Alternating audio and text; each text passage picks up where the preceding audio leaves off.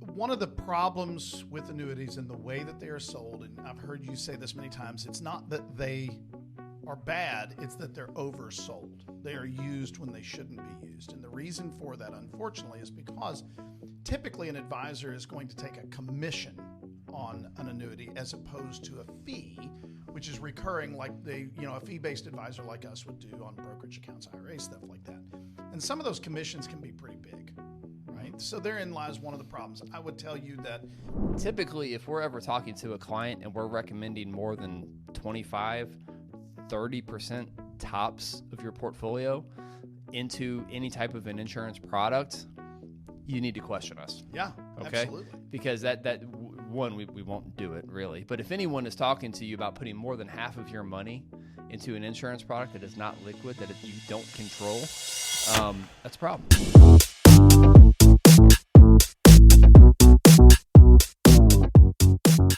Welcome back to another edition Retirement Planning Happy Hour. Eric Douglas, Chris Vaughn, Family Wealth Planning Partners.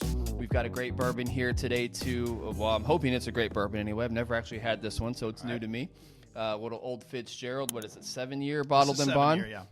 Yeah. So hopefully I like it. We'll find out here shortly. And we also have a fun, somewhat controversial topic anyway. Yeah, topic in our industry anyway. It's the evil A word. Yeah, I was hoping you were going to call it the A word. Yeah, you stole my thunder a little bit, but I like that. The evil A word. And in our business, the word annuity can be very, very, very polarizing for a number of different ways. And so we're going to go over why annuities and the different types of annuities and how they're polarizing. Why they're polarizing, and typically how you might want to approach utilizing them within a retirement portfolio as a part of a spending plan, is what we call it. So with that introduction, what do you got for us? Let's talk bourbon. So, all right, you already kind of pointed this out. This is Old Fitzgerald 7-year bottled in bond. Now, I've already had this. We opened this one up a couple of weeks ago. If you're familiar with Old Fitzgerald, this is a Heaven Hill product. They make it their Bernheim distillery, which is their big thing. Now, one of the big things that they're known for, the Old Fitzgerald Decanter series, which looks like an old-fashioned crystal decanter. They're very desirable. I have no idea what the actual retail is on the decanters because you can't get them for retail. They go for hundreds of dollars. They release a couple of times a year typically, and they range typically 9 to 12 years old, but they've had one, I think was 17 or 18. They're all over the place, and I've never had one that wasn't fantastic. But I think what we've got here is you and I've talked about the fact that the bourbon world is slowing down, which means all this stuff that's been distilled and it's been aging, they got to do something with it. So they're getting more and more creative.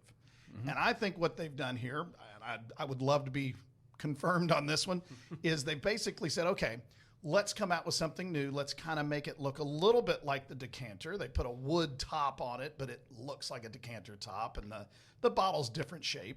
And they said it's the same stuff as the normal Old Fitzgerald. It's just 7 years old. So it's a bottled in bond product. We won't go into all the details about that, but if you're not familiar, Bottled in Bond Act in 1897 was really the first food safety law in the United States, and it still produces some of the best bourbons you'll ever drink. Some of the best stuff out there is bottled in bond. And this is also a wheater. So this is a wheated bourbon, not a rye in the mash bill. So you get a different mouthfeel. It changes the flavors around a little bit. But anyway, that's the Old Fitz 7 that we're trying today. See what your initial thought is. It's okay. Okay, just okay? It's good. All right, so we'll see if it grows on you a little bit. But let's talk about the A word. Well, you had a great analogy. And I think I'm going to start using this because right. I just heard you say this right before we started videotaping today.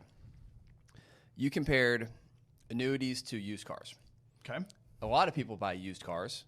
Us. I only buy used cars. Right. I never go to a lot and buy a brand new car. That's right. I don't want to, take 10% off the value of my vehicle as soon as I drive it off the lot, Mm-hmm. right? So just as a rule, I always pretty much buy recently used cars. You do too. Yep, same thing. And Dave Ramsey talks about that stuff all the time as well. One of the things where I do actually agree with Dave Ramsey quite a bit. But you compared annuities to used cars in the sense that a lot of people drive used cars. A lot of people like used cars. Used cars can be very, very valuable, and they can provide a great service. They're a great tool for a lot of people. A lot of people use them.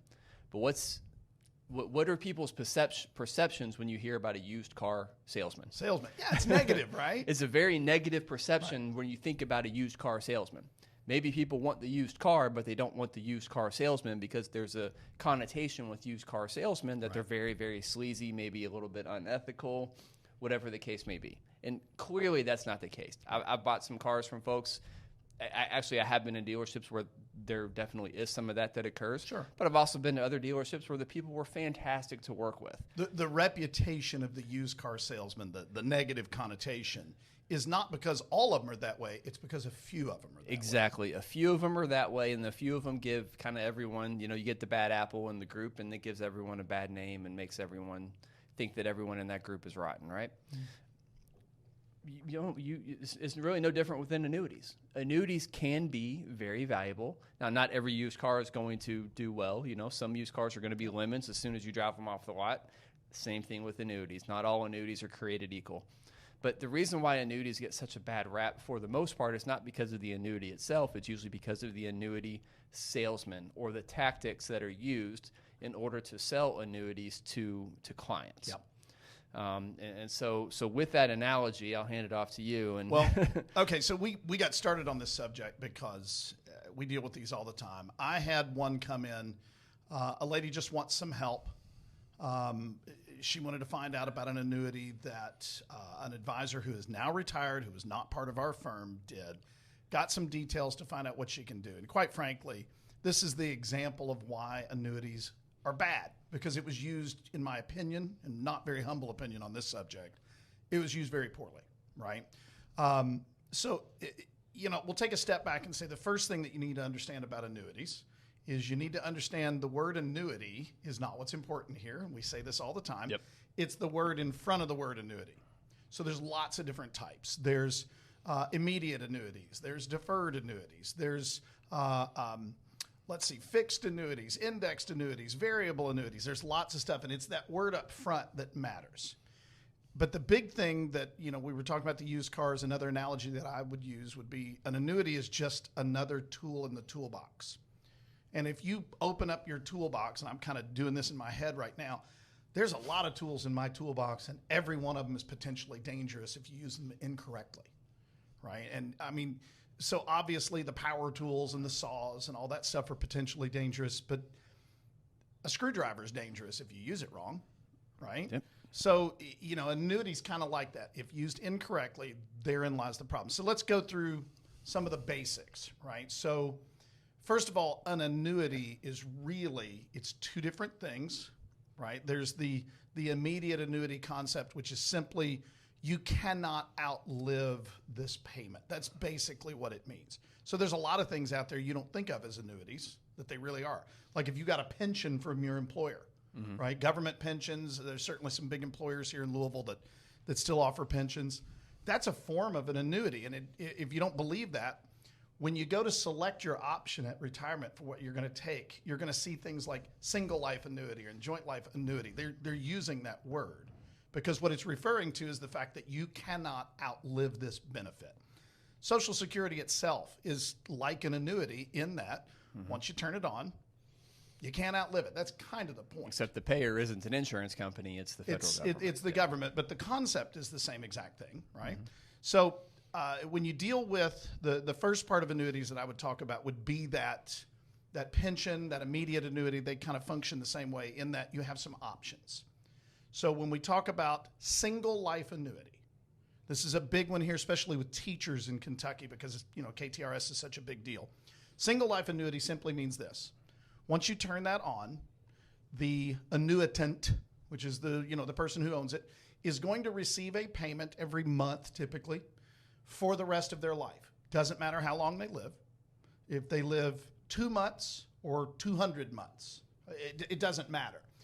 You're going to continue to receive that payment. In most annuities cases, that is not going to increase with inflation. There are certainly exceptions to that rule. Make sure that you know what you're dealing with there. Most pensions do not increase. But the problem with single life annuity, people will pick that one because it's the biggest, right? That's the biggest monthly paycheck they can get.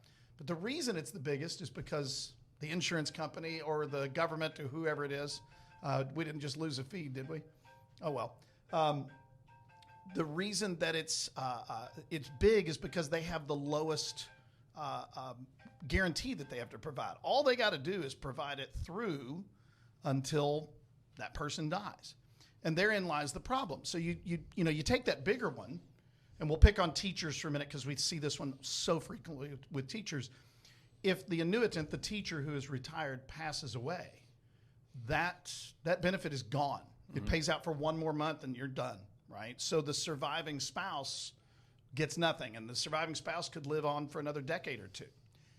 So a joint life annuity, which is the other most common, this is typically made for married couples, right? So what it will do is it'll say, okay, we're going to pay you X number, and it's going to be a smaller number than the single life. It's going to pay out until you and your spouse pass away, right? And there's variations on this. So it could be, it could automatically reduce by a certain percentage when the first person dies. Mm-hmm. It could stay exactly the same.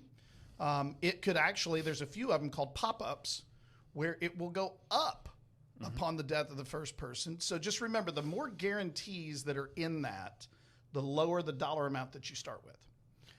Essentially, the longer that the insurance company thinks that they're going to have to pay, bingo, the lower that payment That's exactly is going right. to be. Yeah. And one other thing I would add to that, and this is something that a lot of people freak out. Okay, so when you're dealing with Social Security and pensions where you've paid money in for all these years and you want to get the maximum benefit out of that, I get that.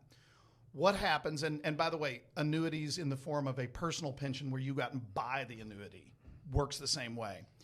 There is a fear that, what if I die early? And you can say, well, people in my family live a long time and I'm very healthy. You know what? Car accidents happen all the time, right? So what happens if you were to die early? You don't want to lose all that money. That's where you can put a period certain option on it. And simply all that means is it's going to pay out until you die or until you and your spouse die, for example, or a specific period of time happens, whichever is last. Yeah. So if you get, for example, a 20-year period certain, and you pass away 5 years in, car accident, God forbid, a beneficiary is going to continue to receive that payment for another, in this scenario, 15 years. Somebody's going to get paid for for whatever the amount of time that term lasts. Mm-hmm. Somebody's going to get paid if it's a 10, 15, 20-year term. Right.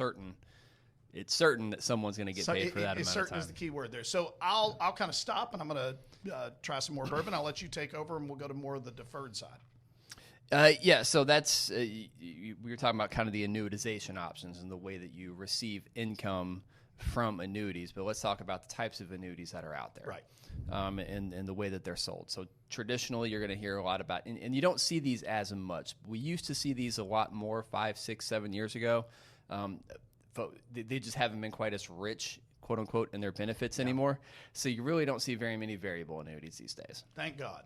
Yeah. So I hate those things. And so I will draw kind of the line in the sand. You know, when we talk about kind of annuities as a tool, you really don't ever really need to use a variable annuity. The situation in which you would use one is so small and so specific that it's not even really worth talking about in this podcast. But for the most part, variable annuities basically track. You're invested in funds just like you would in a 401k, yep. Except you're also paying typically, on average, what they call the mortality and expense fee, the M&E fee. It's typically, which is it's unique to variable annuities. It's unique to variable annuities, and the average M&E expense is about 1.35%. Yeah. Across the industry, right?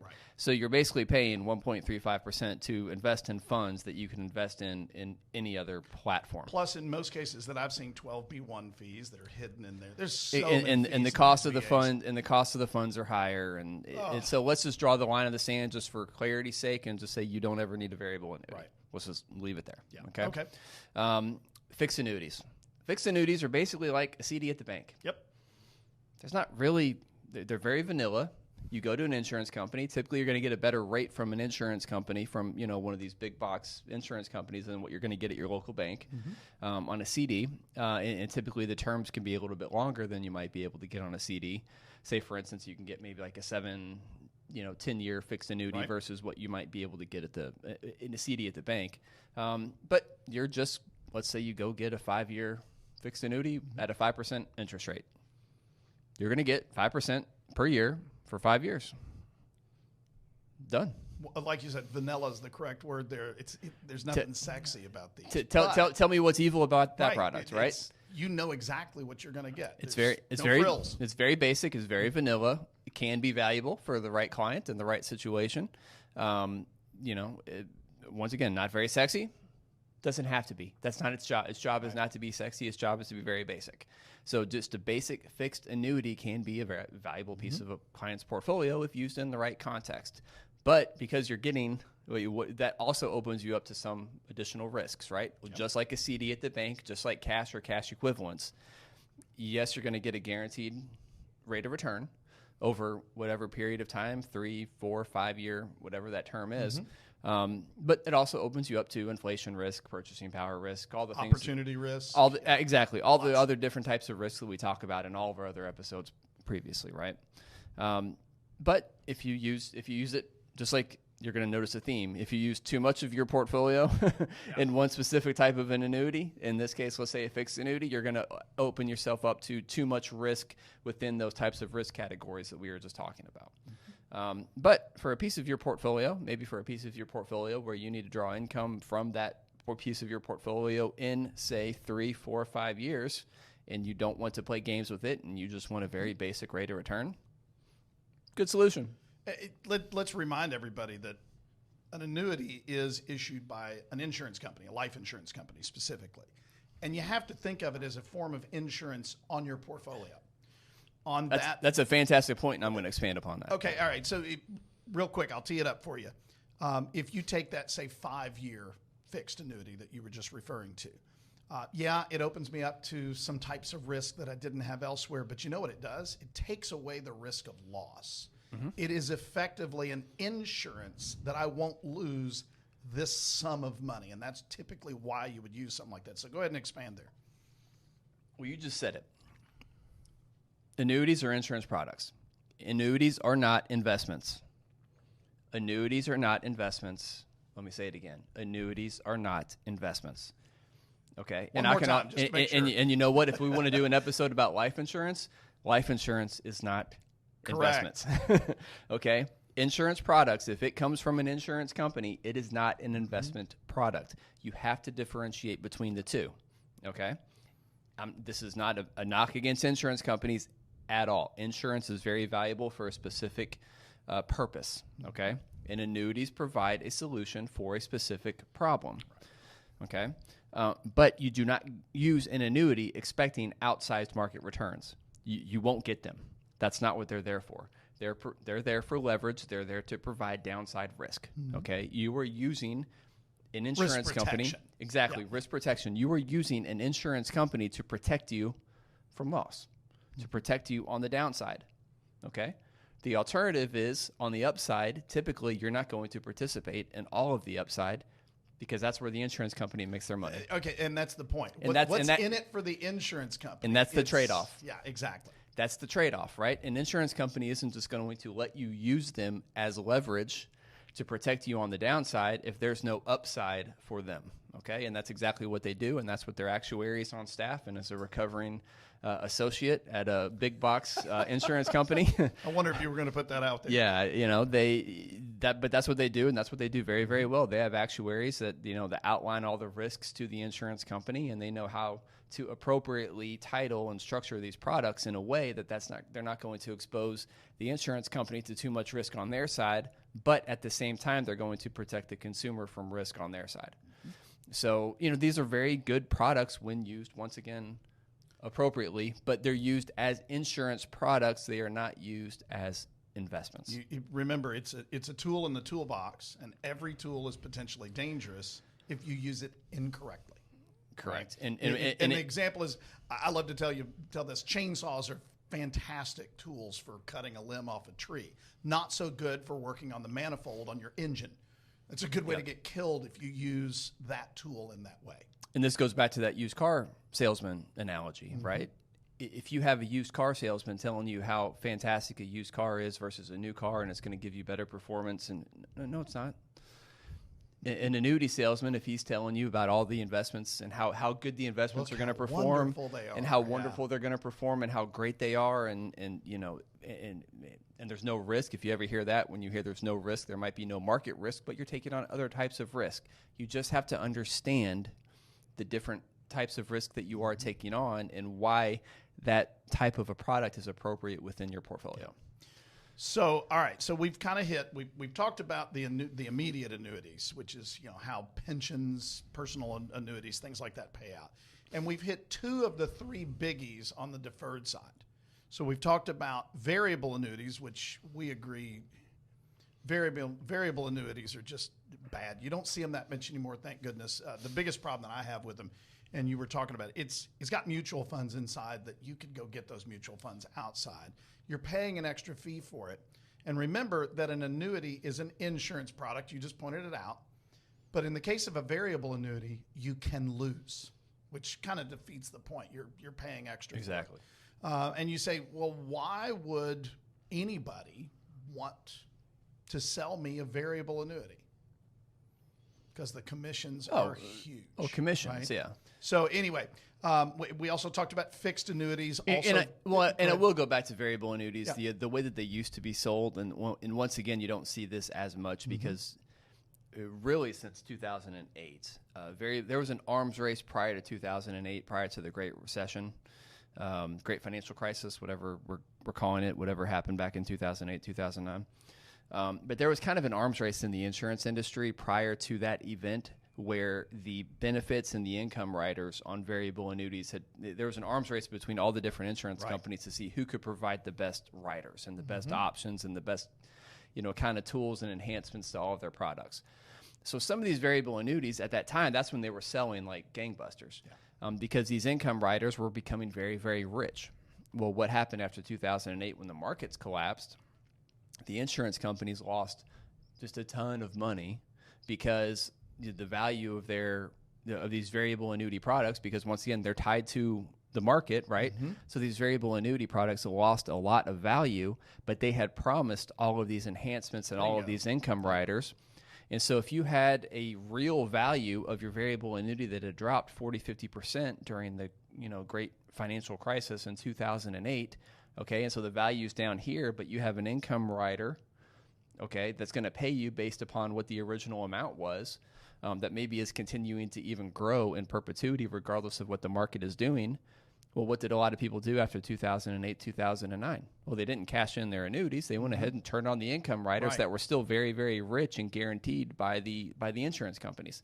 So the insurance companies lost a lot of money.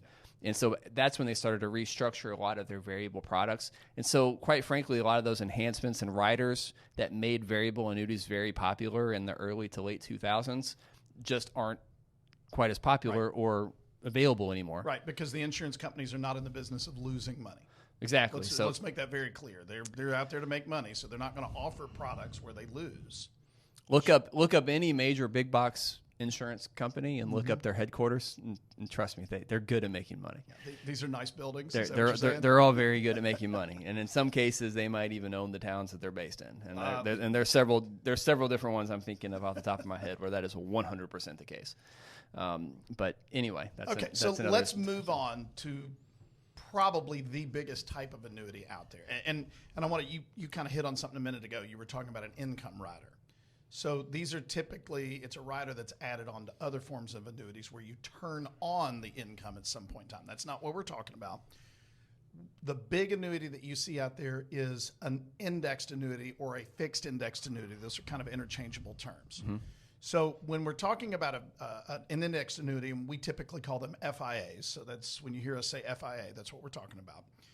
What you're doing now is you're putting money into this annuity, and then you are basing what happens to that money on an index or 2 or 6. There's really no limit. You can break them up a little bit. And some of the insurance companies create their own indexes. They create their own. There's hundreds of them. Yeah, but typically what you want to look for, the best advice when it comes to these types of products is to keep it simple, stupid, the KISS method, right? And just track a basic index like the S&P 500. S&P 500 is by far the most common one that we see. So let me kind of walk you through high level what we're talking about here. So let's just say, and I'm gonna say $100,000 because I can do this math in my head, right? So you take $100,000 and you put it into this FIA, and you say, okay, I'm going to buy a 5-year, 10-year. There's the worst I've ever seen was 17 years, but the FIA has a certain window of time. Okay, 5 is the shortest one I've ever seen. That's what we use more than anything else. Mm-hmm. So for 5 years, your money is illiquid, right? That's critical. You have to understand that, right? But what they're going to do is they're going to say, okay, for the first year, we're going to pick an S&P 500 1-year point to point, right? Meaning we're going to measure the day that we put the money in, what that index is at, what its number is, and then 1 year later on the anniversary. And we're typically going to do, there's some other variations, but it's typically what we call caps and par rates. So we'll get to those in a second. So when we're comparing to that index, we'll use the S&P 500. So let's just say it's at $6,000 to the day you put your money in. We don't care what it does tomorrow or next month or next quarter. The only thing that we're concerned about is what it does on the anniversary date, a 1-year point to point, meaning 1 year from that anniversary day. What is that index done then? It's either gone up or down, right? So the key thing here is if it's gone down, nothing happens. You can't lose money in this type of annuity. That's really the point. Mm-hmm. That's where, you pointed out, this is an insurance product. It's designed to protect your portfolio. Mm-hmm. Okay. It's a risk mitigation product. Exactly. Good way to phrase that. So then there's, like I said, there's caps and pars. So the cap would say you will get whatever percentage that index goes up, you will go up that same percentage to a ceiling or a cap rate. So for example, if they said it's an S&P 500 with a 10% cap, right? Once again, we don't care what happens today or tomorrow or next month. That's a very generous cap, and there's only Yes, a few that offer that, by the way. So, yeah. All right, so let's just say that the S&P at the end of that first year is up 12%. You're capped at 10, right? So you would be credited 10%. It doesn't matter what it goes up. You get that up to that limit of 10%. So if it goes up 5%, you go up 5. If it goes up 7, you go up 7. If it goes up 12, you go up 10 because that was the cap. So for example, you've got that $100,000 that you put in there. You took the S&P 500 1 year, 10% cap. The market was up 12%. You're credited 10%. 10% of $100,000 is $10,000. You now have $110,000 in your annuity. It's really simple. Don't overthink that. Now, this is what's key. That $10,000 that you were credited is now your money. You can't lose it. You just can't access it yet. So, for example, let's just say that we did that. We've now got $110,000. No, so now it's year 2, and we say, you know what? We're going to take the S&P 500 cap again, and let's just say they offer 8, but the market's negative in year 2. You still have $110,000 because you can't lose. Once it's credited, you can't lose.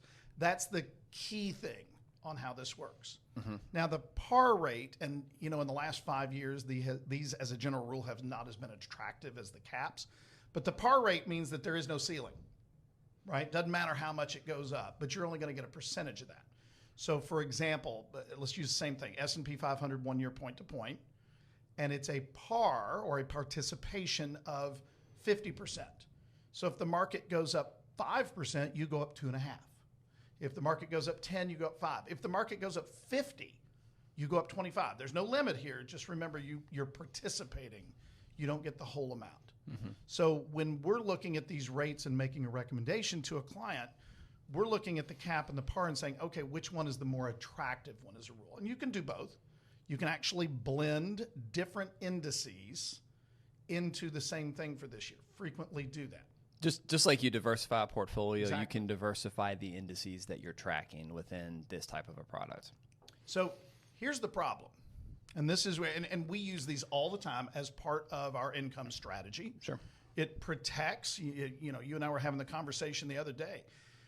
We like to take at least 10 and preferably 15 years worth of income from today's date and secure that in such a way that there's no risk of loss. No market risk. Right. No market risk of loss. Right. So one of the things that we will do is this is where we will use some fixed index annuities. You can still get some growth, but mainly what we're looking for is protection. That's the idea here. The problem is, and this is where annuities can get a little bit dicey, is when you start using them for other purposes.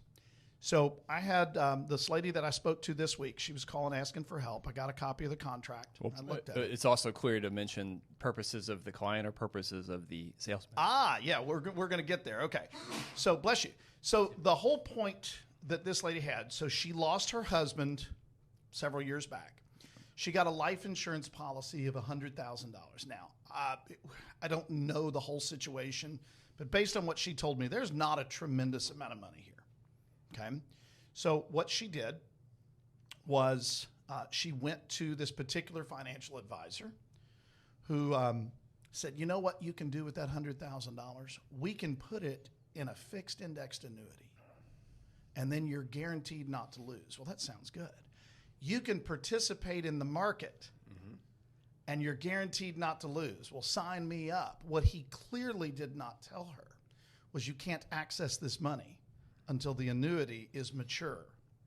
Now, this was a 75-year-old woman at the time. He put her in a 10-year fixed indexed annuity. Now, to make things worse, he put her in a bonus annuity. Now, this is where we start getting more and more complex. Yep. So a bonus annuity basically says at the end of the annuity's term, so in this case 10 years, you're going to get a bonus. No matter what happens, you're going to get a bonus, usually based upon a percentage of the original amount that you put in. Well, if you're conservative as an investor, that sounds attractive. But 10% of $100,000 is 10 grand. You got to sit on this for 10 years to get your 10 grand. But the trade-off is that those caps and those par rates are considerably lower. So in her particular case, the advisor had put her into 3 different indices. One of them was the S&P 500.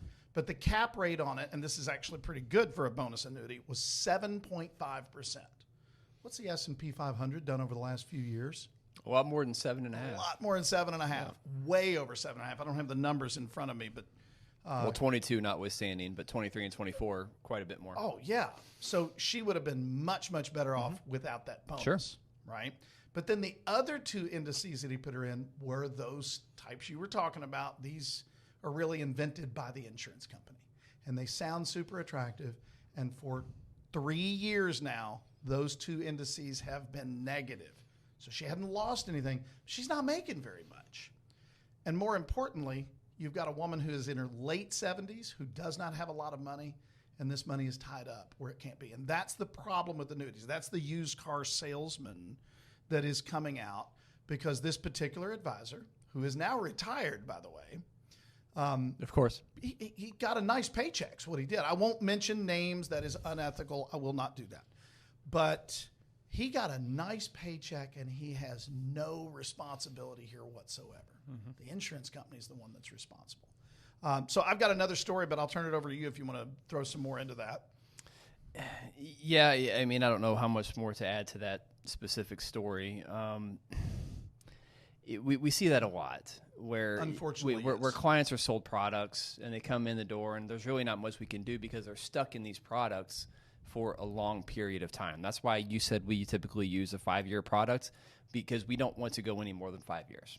But there's a purpose for this money, but you know, where a 10-year product is going to work, a 5-year product will usually work just as well. Yep. And you know, it's going to be less commission, and but it's going to be far more liquid. It's going to be far more flexible, far more optionality. Once again, as an advisor, I love options. I love control, right? So you get more control, you get more flexibility with a 5-year product than you do with a 10-year. So you just have to be aware of, you know, where your who's selling you the product, what their motivations are, and why they're putting. It's important for you to understand. This is why we do so many videos. This is why we do education. We talk about it on our website. We talk about the educational component, because we want clients to understand not only what we're doing, but why we're doing it. And so that's why it's important for us to educate clients on, okay, we are using this product, but this is why we're using it, and this is how we're using it in what capacity.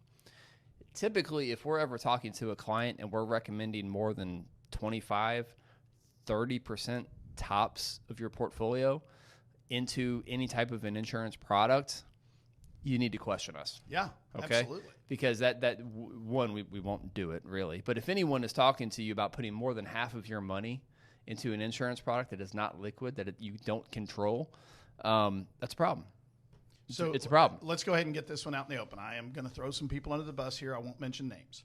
There are a lot of advisors out there who will do that. It's kind of their bread and butter that a certain percentage of a portfolio must go into an annuity, right? I think that's bad business. To your point, if it's more than 25, 30, 35% on the top end, there's probably something wrong here, right? But it's just their model. 50% goes into an annuity, period. Well, and we've seen them worse. We've seen where pretty much everything is in an annuity. It doesn't make a lot of sense. Well, that's also a very simplistic way to manage absolutely. clients' portfolios and build retirement plans. If this is the model, and my model always says that 50% or X% goes into this product and X% goes into that product. And we see it a lot with a third. Usually the one I see the most is a third, a third, a third. A third will go into like a managed account, like an investment account. A third will go into an annuity, and then a third will go into like alternatives or something like that, which that's a whole other episode. Yeah, that's another episode. But anytime an advisor has that regimented of a process or a system, if you will, we have a process, but we don't have necessarily something that dictates, okay, every client needs to have X% in some type of a product, because that's blasphemous. Yes, that's assuming it's every lazy. It is lazy, but that's also assuming that every client is the same, and no clients are the same. So you need to have a process for understanding how much of any particular portfolio needs to go in different types of products or different types of accounts, okay? Because not everyone's going to come to you with the same type of account either. If someone comes to me with a third with, a pre-tax, a post-tax, and a tax-free versus, 100% in a pre-tax, they're going to get different advice because they have different types of products and different types of accounts, right? So we have to tailor solutions to a large degree to the person that we're working with. So we can't implement some system just because we designed it in a lab somewhere, right? Or somebody designed some system. Actually, usually for most of the time, the advisors that are using those types of a system have been told that's the system to use. Yeah. And they're not advisors; they're salesmen. Well, usually they're working with some type of a big box company, but anyway, but you have to understand that that's usually not in the best interest of the consumer. If every client gets the exact same allocation across all of their accounts, it's just not good for the consumer, and it doesn't take into account so many different things like individual preferences, risk tolerances, the types of accounts that they have, when they need access to the money. Everyone's different. So. So a couple more things that I want to add to it. One of the problems with annuities and the way that they are sold, and I've heard you say this many times, it's not that they are bad, it's that they're oversold. They are used when they shouldn't be used. And the reason for that, unfortunately, is because typically an advisor is going to take a commission on an annuity as opposed to a fee, which is recurring, like a fee-based advisor like us would do on brokerage accounts, IRA, stuff like that. And some of those commissions can be pretty big, right? So therein lies one of the problems. I would tell you that if you've ever been invited to a steak dinner, right, that's going to be paid for free, right? You don't have to pay for it. They got something they're selling, and it's something that's fairly high profit margin to the advisor, because the cost of that food, trust me, that's coming out of the advisor's pocket. Well, they never do them at McDonald's. Yeah, they do them at Ruth's Chris, and here in town we see them over here at Del Frisco's and Capitol Grill, and if you're out at Fleming's and places like that, right? They're always done at nice places, and you go, ooh, that's cool. I want to get that. We get those in the mail all the time because, and you'll find out when you hit 50, they start targeting you pretty Amazingly, hard. I already get them. I don't know how, but amazingly, I already get them. And I've heard you make this comment. I could get a free steak dinner 3 to 5 nights a week, every single week in Louisville, which is not a huge market because there's so many people out there doing these. And if they're doing that, they've got a product in mind. They do, okay? I'm not saying that's a bad thing. I'm saying it's a thing, so just be aware. The other thing is the way that annuities tend to be sold. And this goes back to the used car salesman analogy. So I'll take a personal story.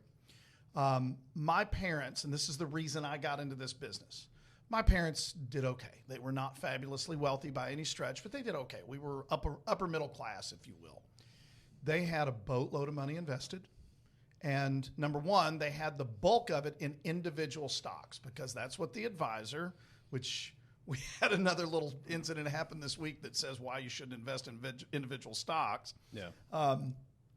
If you don't know what we're talking about, trust me, it is the rage on Instagram and Twitter and TikTok right now. Somebody got caught on a kiss cam. Let's just put it that way. Anyway, what happened to them was 2008. So the Great Recession or whatever you want to call it. That happened and they lost about half of their investment portfolio in a matter of about 6 months. It was bad. Right, I remember. Oh yeah, ugly year. You know, I was an adult. I'd been out on my own for quite some time. That was my first year in the industry. What a fun year to get introduced to. Yeah, and see, I was not. I was in a different industry. I'd always thought about it, but I remember talking to mom and dad about it. What are you going to do? Well, our advisor said he's got an idea. Oh, cool. So let me tell you what was said because I remember this very vividly. Okay, so you've lost a lot. How would you like to participate in the market as it goes back up, but I'll guarantee you won't lose? Ooh, that sounds fantastic, right? And that's exactly the way it was done. And it's been done that way to thousands of people. That's why these have a bad reputation. You can participate in the market, but you can't lose as it goes back up. Okay, what they were sold was several different FIAs, which we use all the time. Once again, it depends on how you use them. In this particular case, they put everything, 100%, into three different fixed indexed annuities, all of which were bonus annuities. So it had this little bonus at the end, all of which put them into a S&P 500 cap of 4%. 4%. They never recovered, right? Mom's been gone for quite a few years now. They never recovered back to where they were in 2008. They still haven't recovered. Well, that's textbook because the market had crashed. It actually bottomed out in April of 2009. Yeah. Which is about the time that they did this. Yeah, and that's when what we call capitulation steps in, where people just throw their hands up and say, I'm done. I can't handle this anymore. Panic. And they panic and they move to safety. Yep. And they just crave safety. And they move to safety in the name of, sacrificing any long-term potential gains that might have occurred. Now, we all know, and this is once again goes back to educating clients, if so much of their portfolio was in individual stocks in the first place, that was the problem. Absolutely it was. The problem was they never should have been allocated. If their risk tolerance and their horizon didn't indicate that they should have been taking that much risk in their portfolio, they never should have had all their portfolio in individual stocks, which someone should have probably taught to them about. Absolutely. Right? But that wasn't the case, and the market had been going up ever since the dot-com crash in the 2000s, and 2000s were a great decade, right? Up until it wasn't. Okay, it wasn't, and then it crashed pretty hard 2008, 2009. And then when your parents got to that point of capitulation, and I still see statements. All the time. I still see statements for clients and prospects walking in the door with annuities that they were sold in 2009 at the bottom of the market where they just couldn't handle the loss anymore, and they put their money into something safe. It cost them so much money. When the problem wasn't necessarily the annuity that they moved into, the problem was they were not allocated correctly in the first place. Exactly. And they didn't understand how much risk they were taking on the front end. And then the solution created more problems because the solution locked in all of their losses. Correct. And eliminated them from being able to gain future potential, increases in the market, participate in the market as it came back, because it came roaring back. Yes. Really since 2009, and we've had this insane bull market run since 2009. We can talk about the reasons why, and that's a whole other podcast, right? But the market has just been doing gangbusters since 2009, with a couple exceptions. But for the most part, when you zoom out and look at the trend line since 2009, I mean, the market's been insane. And if you've had all your money in some type of a product where you're capped at a 4% gain in the S&P 500, once again, you're not even keeping up. You're barely keeping up with inflation, yeah, if that. If that, right? And so you've just cut off your nose to spite your face, right? That's exactly right.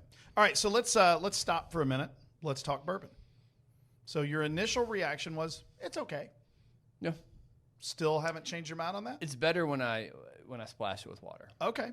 For some reason, which is usually not the case, but when I threw in, when I threw in a splash of water, it added a little bit more of a profile. I wasn't really getting much of a profile. It was almost like water. It was going down very smooth. There just wasn't much of a taste. Yeah, it's having had the 9, the 10, the 11-year versions of the decanter series. I haven't had any of the ones higher than that I can remember. It's the same flavor profile, but there's more of it. So I was, what does this taste like? And actually, I picked up something that I like, and I taste that in bourbon sometimes, especially in weeded bourbons. I got the taste of fresh bread, which I love the taste of fresh bread. The problem was I was having to search for it. It was way down in there. If I got more of it, I would have enjoyed it. My palate is not nearly that refined. Fresh bread is a new one. Yeah, fresh bread. And I love that taste. The problem was there's not enough of it. And when I put a couple of drops of water in it, it didn't do anything. When I put a few more drops of water in it, I lost that fresh bread, and I started getting more of your traditional honeys and things like that, which is fine.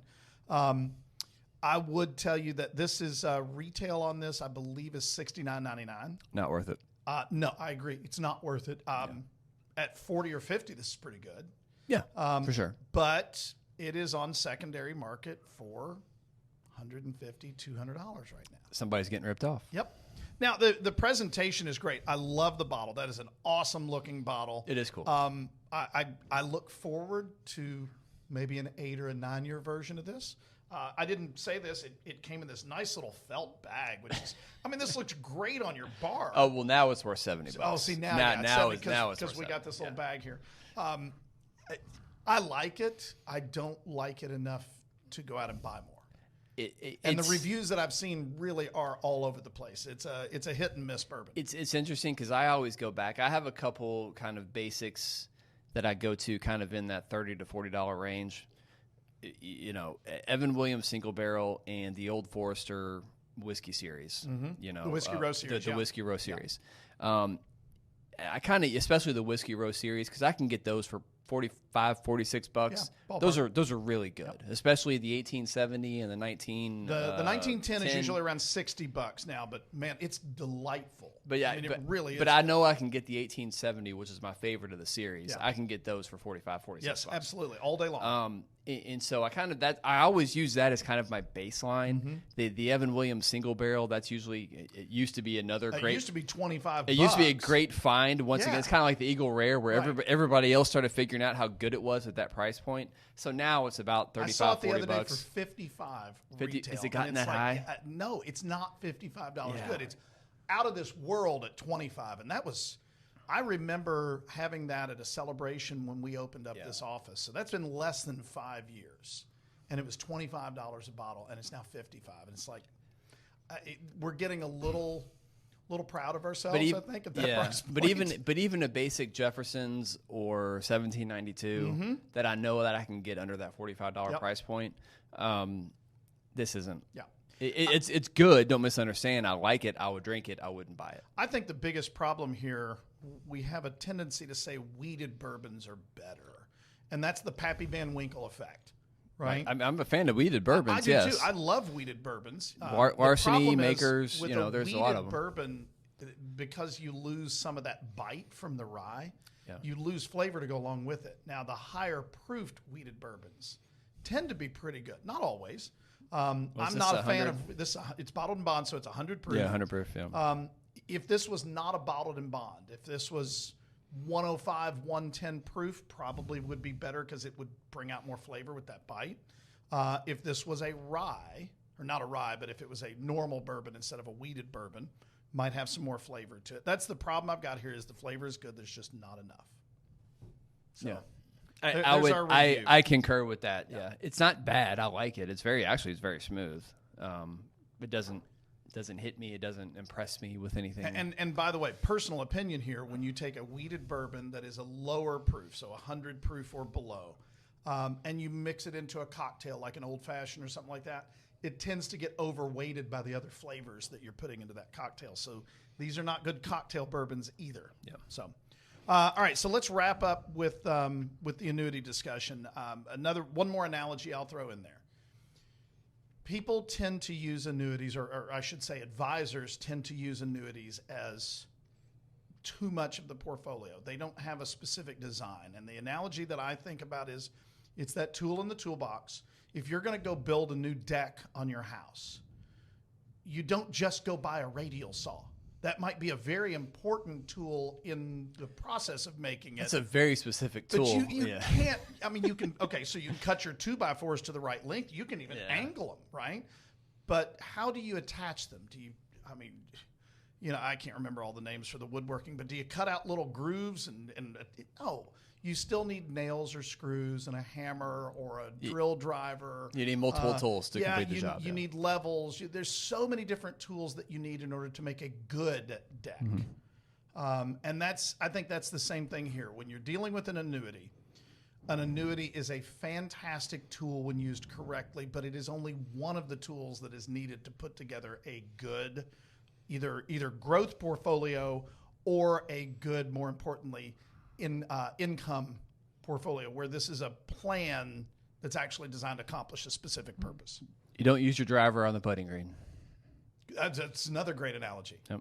Driver's a fantastic tool, but if you use it on the putting green, you're going to have a bad day and probably going to have to pay some fines for tearing up a green, right? Well, maybe it's a good tool if you're out with your buddies and you have a few too many of if you drink these, too much of these, right.